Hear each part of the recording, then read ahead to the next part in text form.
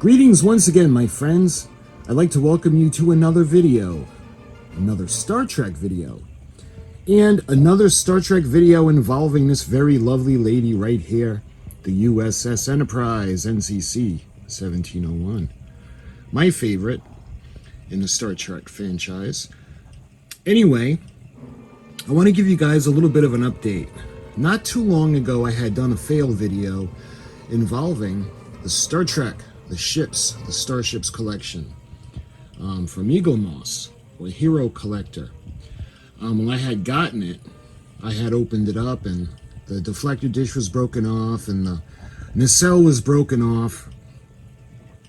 Well, because of the value of it and the price of all of them, I ended up getting a refund for just about half of it.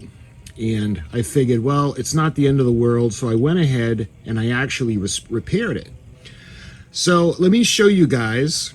Luckily, the damage was in hidden areas. So let's go over to the desk and I'll show you guys what I did to repair the Eaglemoss U.S.S. Enterprise NCC-1701.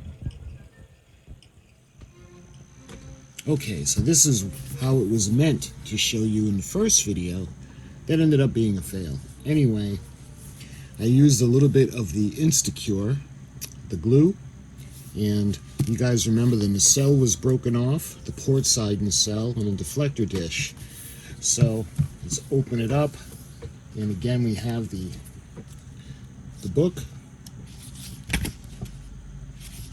and I showed you guys, I went through page for page on the book. If you guys want to check, I'll put a link in the description to the first video, the fail video.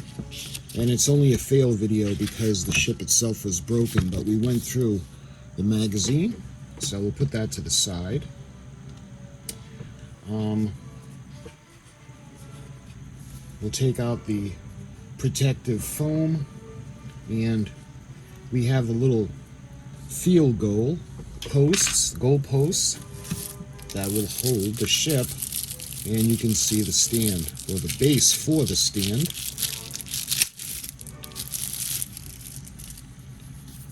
And this is 0398 AA, special edition. And it's really easy to put the stand together. That's it. Okay, so I'm going to put the foam to the side, and we're going to take this, use this as a backdrop. So we'll put this over here, and this is the way it was meant to be seen. Hopefully you guys can see. It did a really good job, the glue. It looks the same on either side now. And we did the deflector dish. And let me show you guys how it's supposed to be looking. So you got it coming towards you in that iconic shot. We got the nacelles, and when you go to put it into the base, you put it in, and the primary hull slides in just like that. And yes, this is the primary hull. And this is the secondary hull. Matter of fact, I want to talk to you guys about a little something. You know, when I refer to the ship, especially the Enterprise, I've always referred to the saucer section as the primary hull. The neck is the primary hull, saucer pylon. The secondary hull, the nacelles, and the nacelle pylons.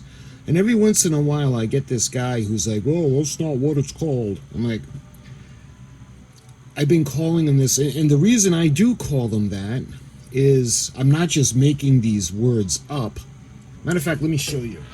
We're going to start by going right to the Starfleet Technical Manual. So we're going to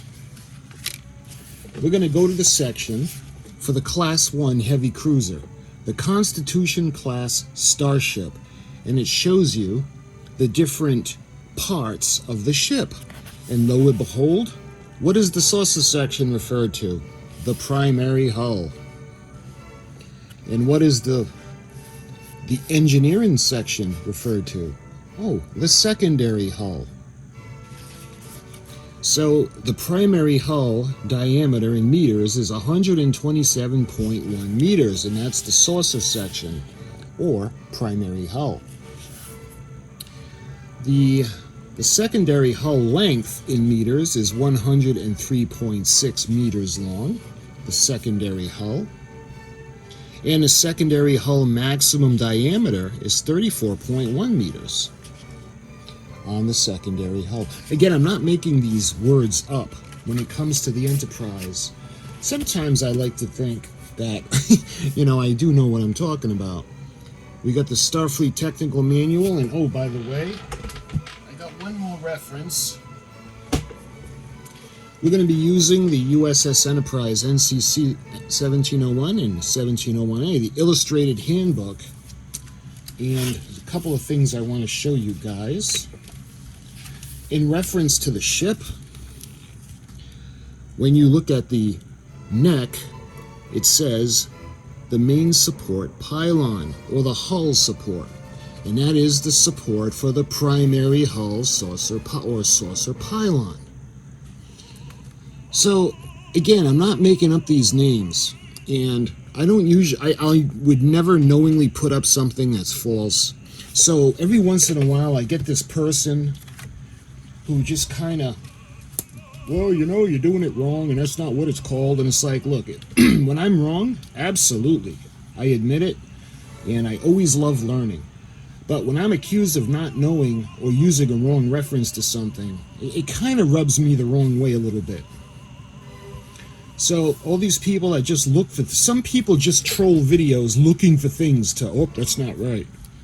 And I'm not one of those guys. And I don't do it to other people, and I just would appreciate if it wasn't done to me. But anyway, that's enough on my rant on the sections. So when I refer to this as the primary hull, it is. When I refer to this as the secondary hull, it is. When I refer to the neck as the primary hull pylon, that's because it is. Same accordance with the nacelles and the nacelle pylons in the back. So that's why I use those descriptive names for the ship. But that's, all right, enough of that. What I want to talk to you guys is the deflector dish. So when it comes to the deflector dish of the Enterprise, I don't know if I had ever showed you guys or actually spoken to you guys on the functions, on what it is, its purpose, and its functions. Anyway, I'm going to show you guys, and again, this is from the illustrated handbook of the Enterprise, and we're going to kind of go over the sensors and the deflector. The U.S.S. Enterprise was fitted with numerous sensors providing essential data to the crew on everything from planetary life signs to interstellar enigmas, and protecting the ship from deadly hazards. Sensors, sometimes referred to as scanners, are instruments that can be used to detect and analyze objects at a distance from the instrument itself. Constitution-class starships such as the U.S.S. Enterprise NCC-1701 use a duotronic external sensor array. On the Enterprise, sensors were located across the ship's hull, although they were concentrated in a sensor dome on the underside of the saucer section. The main deflector array was located on the front of the engineering hull, and its large golden dish was one of the Constitution-class starship's most distinctive features. The purpose of the main deflector dish was to repel space debris, which could cause severe damage if it collided with the vessel's hull. At warp speed, collision and even a micrometer could prove fatal.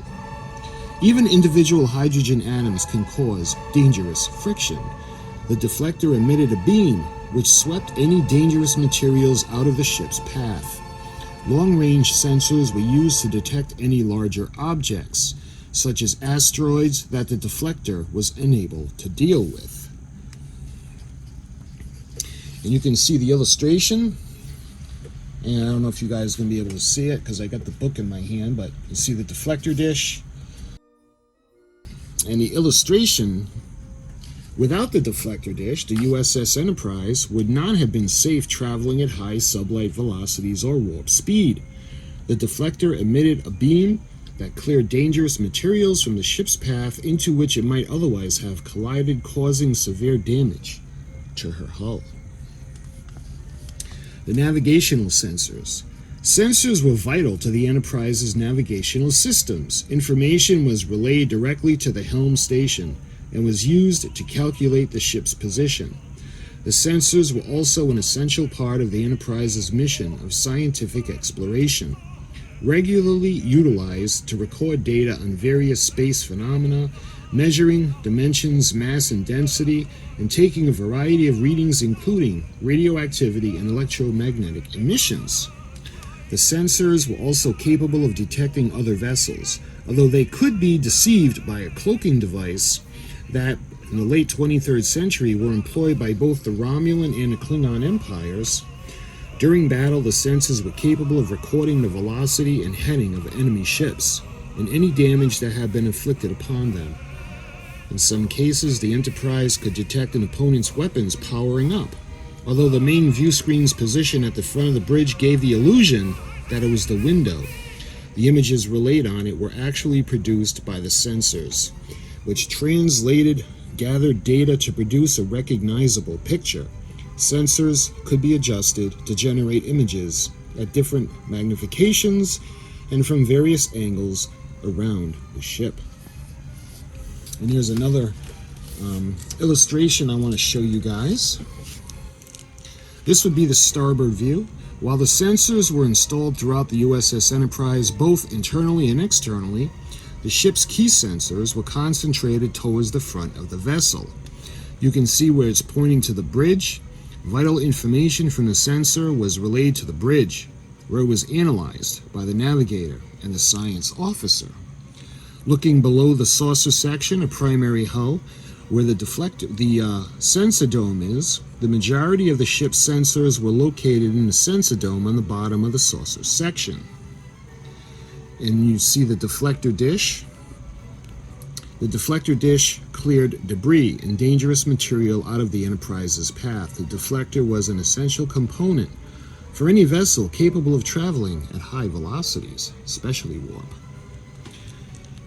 In the 2260s, the U.S.S. Enterprise was one of the most advanced ships in service. She was the flagship.